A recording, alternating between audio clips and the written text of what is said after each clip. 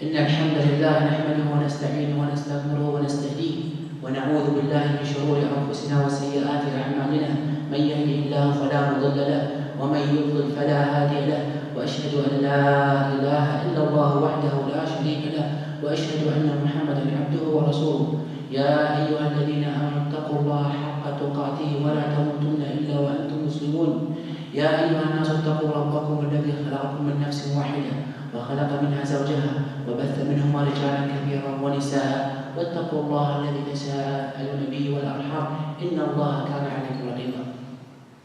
ثم أما بعد, my dear beloved brothers and sisters, the topic today of Khutbah is that we as Muslims, we have to differentiate and to know the difference between two basic concepts. Each and every single individual in this life, he or she, but specifically we have to be very specific about our religion, being Muslims.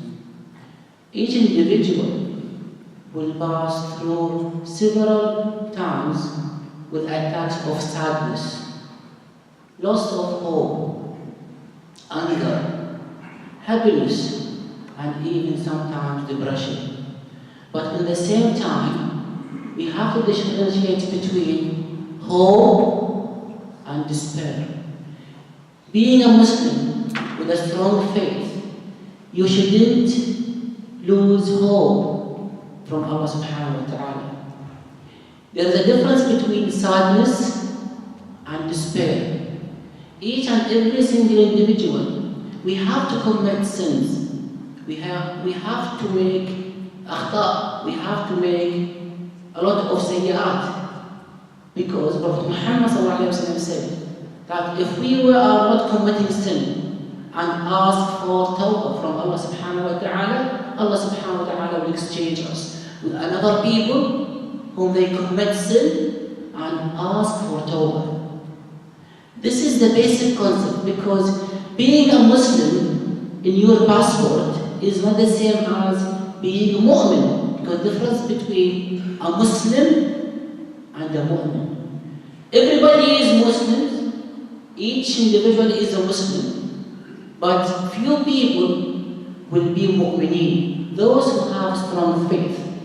The question comes that whenever we are coming across so many difficulties in this life, this is the time where Allah subhanahu wa ta'ala testing you and testing her about their faith. Allah subhanahu wa ta'ala, it is well known, if Allah subhanahu wa ta'ala loves His own slaves, of course, the love, even for your kids, you are not loving all your kids the same, alike. The same thing with Allah subhanahu wa ta'ala. Allah subhanahu wa ta'ala loves those people who worship Him faithfully. So whenever you are coming across attacks of sadness or attacks of test which is very difficult for you, you always say that I have difficult lives. For example, I was listening for one of the scholars. He was just talking to his friend, and that friend were telling him, I'm very upset, Sheikh. He asked him, why you are very upset? As if the whole world is in your back. He said, I don't have enough water at home. So that sheikh told him, this is the thinking of a materialistic human being. He told him, think about there are people whom they don't have water at all. For you, you do have a water. In a week time, he met him again and he found him with the same depression and the same sadness. That sheikh asked him, are you still without enough water? He said, no sheikh, I still have enough water, but unfortunately the water is not warm. It's not warm enough where I can take a bath. So that sheikh told him, subhanallah, a week ago you were saying that you don't have enough water, and this week already Allah subhanahu wa ta'ala provide you with the enough water, but now still you are asking for more and more conditions. This is just a simple example, my dear brothers and sisters. The way how we are surviving and living in this life, we always gauge and judge our existence and our happiness or sadness from a materialistic point of view. If your son studied very hard from your own point of view, and if he or she will go to school to sit for the exam, and if he or she will not be able to score that marks which you are expecting, you are very upset. Do you think about yourself how much you were shortcoming with Allah subhanahu wa ta'ala attending his prayers? How many times among all of us that we are really worshipping Allah subhanahu wa ta'ala, attending the 5 times prayers for men on time, Jum'ah. This is the test which Allah subhanahu wa ta'ala is going to examine us on it.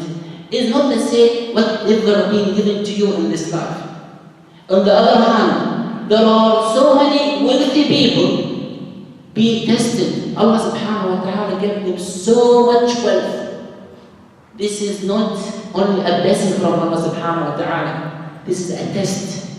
Because, believe it or not, my dear brothers and sisters, if you are able to say Alhamdulillah for something which being provided to you from Allah subhanahu wa ta'ala, that Alhamdulillah by itself, it needs again another Alhamdulillah that Allah subhanahu wa ta'ala let you to say Alhamdulillah. Because so many people are off around the universe, they don't say Alhamdulillah for so many things being given from Allah subhanahu wa ta'ala. And the moment Allah subhanahu wa ta'ala take off that ni'mah, that little bit of wealth, immediately they will turn 180 degrees against Allah.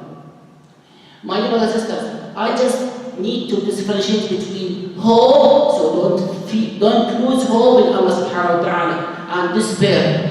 Being a Muslim, being a mu'min, you shouldn't have yes, you shouldn't have despair. Being a proper Muslim with a strong faith, because the differentiating between hope and despair is the Iman. All of us, within 1 second, you may feel sad, and in no time, a moment of happiness comes immediately. This is each and every single individual have that moment of emotions, but to lose hope and to have the despair, this is what Shaitan wants from us. Just simple example, my dear brothers and sisters. Whenever all of us commit a sin, when we are doing khati'ah, Shaitan comes and whispers in our ears, there is no need for your istighfar.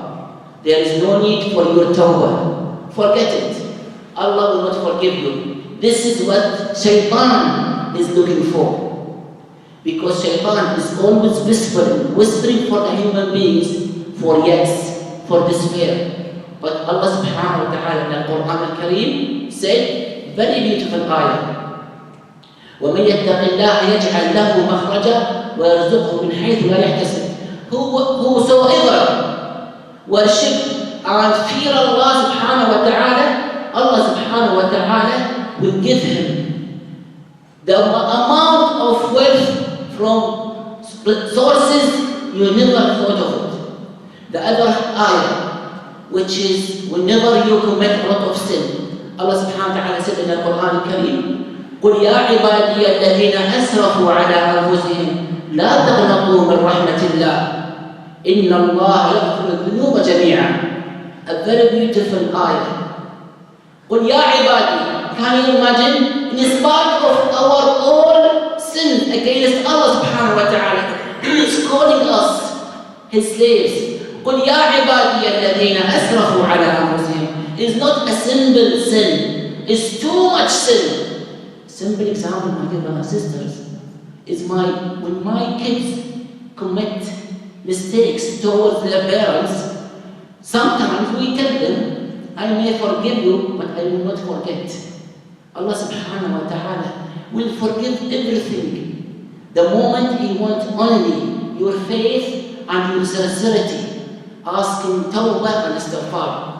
I would like to conclude with this ayah, which is the same ayah. قُلْ يَا عِبَادِيَ الَّذِينَ أَسْرَفُوا عَلَىٰ أَنفُسِهِمْ لَا تَقْنَطُوا مِنْ رَحْمَةِ اللَّهِ إِنَّ اللَّهَ يَغْفِرُ الذُّنُوبَ جَمِيعًا. Allah subhanahu wa ta'ala will forgive all our sin, provided that we worship Him alone. Because Tawheed and worshipping Allah subhanahu wa ta'ala as a single, this is the only sin which you committed. If you commit this sin, making shirk with Allah subhanahu wa ta'ala, Allah subhanahu wa ta'ala will not forgive you. Otherwise, whatever sin you commit, you ask for forgiveness from Allah subhanahu wa ta'ala. أقول قولي هذا وأستغفر الله لي ولكم فاستغفروه إنه هو الغفور الرحيم.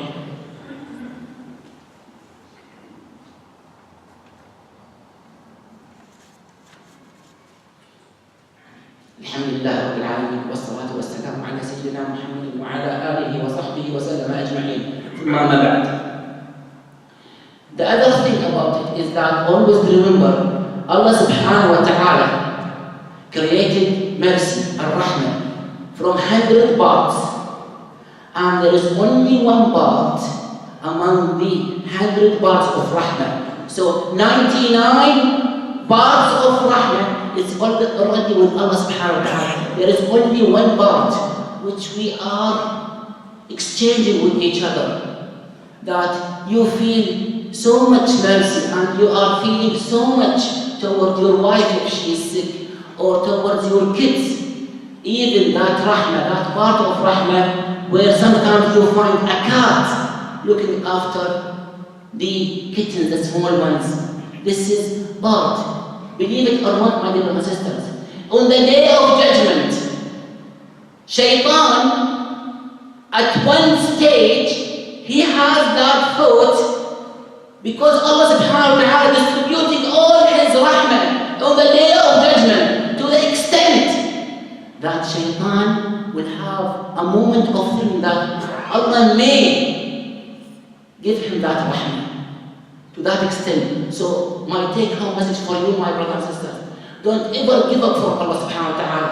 Commit sins, but don't allow Shaitan to come next to your ears and telling you, don't ask for forgiveness, don't ask for istighfar, don't ask for tawbah, because you commit a sin, it's too late for you. It never been too late as far as you are still breathing. You are not yet in your bed of death. The second important thing, my dear brothers and sisters, I did talk about hope and despair. Our brothers and sisters, our sisters, right now, in Al-Aqsa, they've been tortured for the last whatever days. Those of you who are following the news, and those of you who are not still following the news about what's going on right now in Al-Aqsa, my dear brothers and sisters, just put on your TV and watch our brothers and sisters how they've been tortured by the sons of the pigs for Yahud, what they are doing for our brothers in Islam. Al-Aqsa is not Palestinian place. Al-Aqsa is our property for 1.4 billion Muslims. If we are really proper Muslims and have faith, we have to pray for Al-Aqsa, to take it off from Allah subhanahu wa ta'ala, take it off away from Al-Yahud. They are so much fearing nowadays. It's just recently, last night, they tried their best to convince the people who look after Al-Aqsa, the Palestinians, that please hold down, we will not do anything. Bab al-Rahmah, Al-Aqsa have 15 doors. Among those 15 doors, they already going to take off Bab al-Rahmah, the door of mercy, the name of one of those doors of Al-Aqsa. And most of the Maqdissinian people over there are trying all their best to defend Al-Aqsa in our behalf. They need one thing from you, my dear brothers and sisters. If you are unable to support them with money, don't ever forget our brothers and sisters not to support them with your dua. Because Allah subhanahu wa ta'ala will ask us, what did we do for our brothers and sisters who they being tortured by a Yahud. Hope is there in our religion. Hope is in our life. Hope is our relationship with Allah subhanahu wa ta'ala. We shouldn't have despair. We shouldn't have despair because we are strong Muslims, we are strong believers. So my dear brothers and sisters, please teach your kids what is Al-Aqsa. It's not only Al-Kaaba. Al-Kaaba, Prophet Muhammad sallallahu alayhi wa sallam, Masjid as good as Al-Aqsa. Because Al-Aqsa is the fairest thing where Prophet Muhammad sallallahu alayhi wa sallam, سبحان الذي أسرى بعبده ليلا من المسجد الأقصى من المسجد الأقصى إلى المسجد الأقصى. Read Surah Al-Isra. Those two people are feeding their kids with all false ideas and false history. How many of us taught our kids about Al-Aqsa? Don't relate Al-Aqsa with Palestine. Relate Al-Aqsa with your religion. It's part of your aqidah. Al-Aqsa is one of those three mosques which Allah subhanahu wa ta'ala advises. Al-Aqsa being mentioned in the Quran al-Karim. اللهم أعز الإسلام والمسلمين وأذل الشرك والمشركين ودمر اللهم أعداء الدين. اللهم انصر من نصر هذا الدين واخذل من خذل هذا الدين. اللهم أعز الإسلام والمسلمين وأذل الشرك والمشركين ودمر اللهم أعداء الدين. اللهم اجعل هذا البلد آمنا مطمئنا سخاء رخاء وسائر بلاد المسلمين. اللهم وأرنا في اليهود عجائب قدرتك. اللهم أرنا في اليهود عجائب قدرتك. اللهم إنهم لا يعجزونك. اللهم أرنا فيهم عجائب قدرتك. اللهم وزلزل الأرض من تحت أقدام اليهود. اللهم وانصر أخواننا المجاهدين في كل مكان. اللهم انصرهم في فلسطين. اللهم ثبت أقدامهم وانصرهم على من عاداهم. اللهم اطعم جائعهم وشاف مريضهم وتقبل شهداءهم يا رب العالمين. وأرنا في اليهود عجائب قدرتك يا رب العالمين. اللهم ارحم المؤمنين والمؤمنات والمسلمين والمسلمات الأحياء منهم والأموات إنك سميع مجيب للدعوات وأقم الصلاة.